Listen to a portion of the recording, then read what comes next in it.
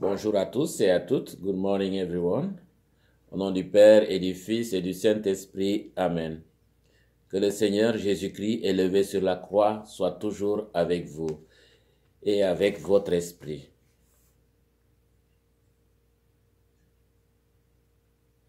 Implorons le pardon de Dieu en invoquant le Christ Jésus qui a consenti à mourir sur la croix pour que nous soyons pardonnés de nos péchés.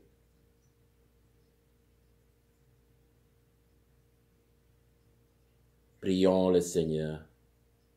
Que ta grâce nous obtienne, Seigneur, d'imiter avec joie la charité du Christ qui a donné sa vie par amour pour le monde, lui qui vit et règne avec toi dans l'unité du Saint-Esprit, maintenant et pour les siècles des siècles. Amen. Gloire à toi, Seigneur, gloire à toi. Si quelqu'un veut me servir, qu'il me suive, dit le Seigneur, et là où je suis, là aussi sera mon serviteur. Gloire à toi, Seigneur, gloire à toi. Le Seigneur soit avec vous et avec votre esprit. Évangile de Jésus-Christ selon Saint Jean. Gloire à toi, Seigneur. En ce temps-là, il y avait quelques Grecs parmi ceux qui étaient montés à Jérusalem pour adorer Dieu pendant la fête de Pâques. Ils abordèrent Philippe, qui était de Bethsaïde, en Galilée, et lui firent cette demande. Nous voudrions voir Jésus. Philippe va le dire à André, et tous deux vont le dire à Jésus. Alors Jésus leur déclare, l'heure est venue où le Fils de l'homme doit être glorifié. Amen, amen, je vous le dis, si le grain de blé tombé en terre ne meurt pas, il reste seul, mais s'il meurt, il porte beaucoup de fruits. Qui aime sa vie la perd, qui s'en détache en ce monde la gardera pour la vie éternelle. Si quelqu'un veut me servir, qu'il me suive, et là où je suis, là aussi sera mon serviteur. Si quelqu'un me sert, mon Père l'honorera. Maintenant, mon âme est bouleversée. Que vais-je dire? Père, sauve-moi de cette heure? Mais non. C'est pour cela que je suis parvenu à cette heure-ci. Père, glorifie ton nom. Alors du ciel vint une voix qui disait, je l'ai glorifié et je le glorifierai encore. En l'entendant, la foule qui se tenait là disait que c'était un coup de tonnerre. D'autres disaient, c'est un ange qui lui a parlé. Mais Jésus leur répondit, ce n'est pas pour moi qui a eu cette voix, mais pour vous. Maintenant a lieu le jugement de ce monde. Maintenant, le prince de ce monde va être jeté dehors. Et moi, quand j'aurai été élevé de terre, j'attirerai à moi tous les hommes et toutes les femmes. Il signifiait par là de quel genre de mort il allait mourir. Acclamons la parole de Dieu. Louange à toi, Seigneur Jésus. Frères et sœurs en Jésus-Christ, depuis quelques semaines en ce temps de carême, Jésus continue de nous préparer avec ses apôtres à vivre un événement capital qui va changer l'histoire et l'avenir des hommes et des femmes. Je voudrais parler ici du mystère pascal. Mystère pascal pour notre salut. Oui, cet événement, entendre parler Jésus-Christ, est imminent. Et le Christ prend l'initiative en ce dimanche de nous dire comment il va le traverser, qu'est-ce qu'il éprouve et comment il va le supporter. Ça paraît un peu plus clair maintenant. Il parle de son heure. Mais quelle heure? À l'entendre, c'est bouleversant. Lui-même, il est angoissé, il est bouleversé. Et il le fait surtout après son entrée triomphale à Jérusalem, jour de Rameau, où ça suscitait de l'espoir, de l'espérance. Il parle de son heure. Hey! Il a tellement parlé bien, on avait de l'espoir sur lui, de l'espérance. Bien sûr que parmi les gens venus, c'était à l'approche de Pâques juive, il y avait des gens qui étaient intéressés. Et parmi ceux-là, il y avait des Grecs, d'autres personnes, et qui font la démarche. Et ils veulent voir Jésus. Et on s'entend que parler de son heure et que on sent qu'il y avait une certaine tension qui était là. Et on n'approchait pas comme ça Jésus. Hein. Faut trouver les couloirs, les moyens. Et bien là, ils vont trouver Philippe, qui est un peu de ce milieu païen, hein, de Bethsaïde. Les Grecs lui ont dit, eh, on va voir ton gars là. Et il voit son chum là, son ami là. André il dit, il y a des gens qui demandent, qu'est-ce qu'on fait là? Ils veulent voir le maître. Ils croient au maître, hein. Ils sont acquis à sa cause là.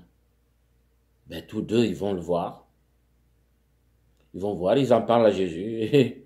Il leur dit, bah, ben, faites-les venir et tout ça. Mais, et là, il continue le maître. Il dit de façon très claire là, ce qu'il va vivre, ce qui va se passer bientôt. A des confidences vraiment poignantes, quoi. Ce qui va arriver pour sa glorification, son heure. Il fait une description qui dépasse tout entendement pour les apôtres, pour les autres. Il dit qu'il va mourir. Il se compare à un grain de blé tombé en terre qui doit mourir, qui doit pourrir. Et pour que ça y ait la germination et que ça porte beaucoup de fruits. Donc ils comprennent que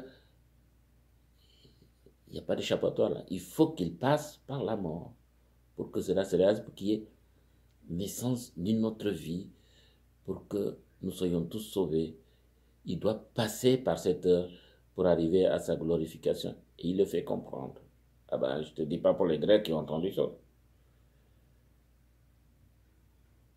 Et pour mieux asseoir ce qu'il dit, les gens entendent un grand bruit, une manifestation divine, disant, je l'ai glorifié et je le glorifierai encore. C'est le Père qui dit ça.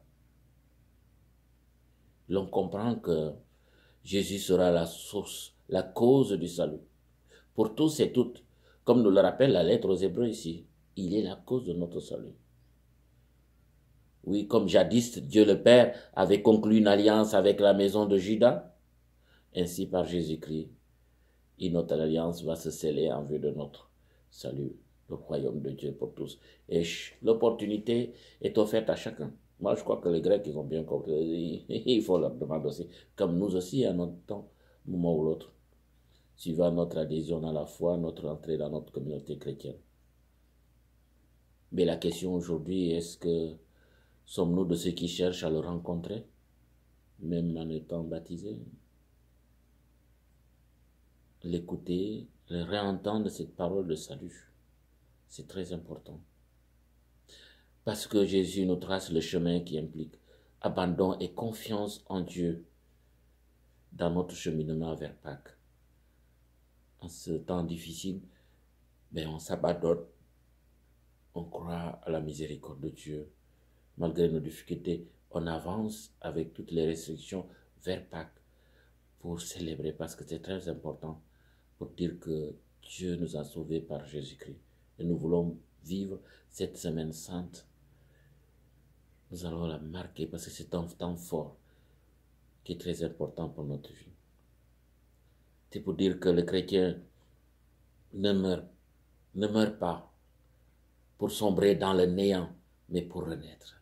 Parce que nous avons vu que le Christ va vivre son heure difficile, mais il va revenir à la vie. Et chacun de nous aussi. Oui, l'heure du Christ est un événement d'amour qui va changer la situation religieuse des hommes et des femmes et de nous autres aujourd'hui.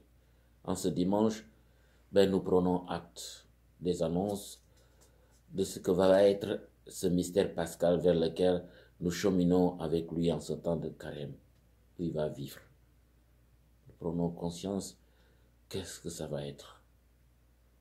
Oui, qu'est-ce que ça va être pour tous ceux, à l'époque, ceux qui vont venir pour fêter la Pâque juive, mais qui vont être amenés à vivre une autre Pâque, celle du Christ, celle que nous allons bientôt fêter. On passe de la Pâque juive à la Pâque chrétienne. C'est tout un changement, un bouleversement.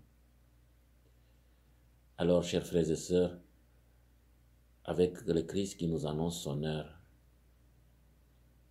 préparons-nous à faire notre entrée triomphale dans la ville sainte de Jérusalem le dimanche des Rameaux la prochaine fois. Et là, ça va chauffer. Oui, ça va chauffer à Jérusalem parce que les choses sérieuses commencent. Il va vivre son heure. Mais au bout, il y aura la résurrection d'entre les morts. Alors à tous, je dis bon dimanche, que Dieu vous bénisse. Le Père, le Fils et le Saint-Esprit. Amen.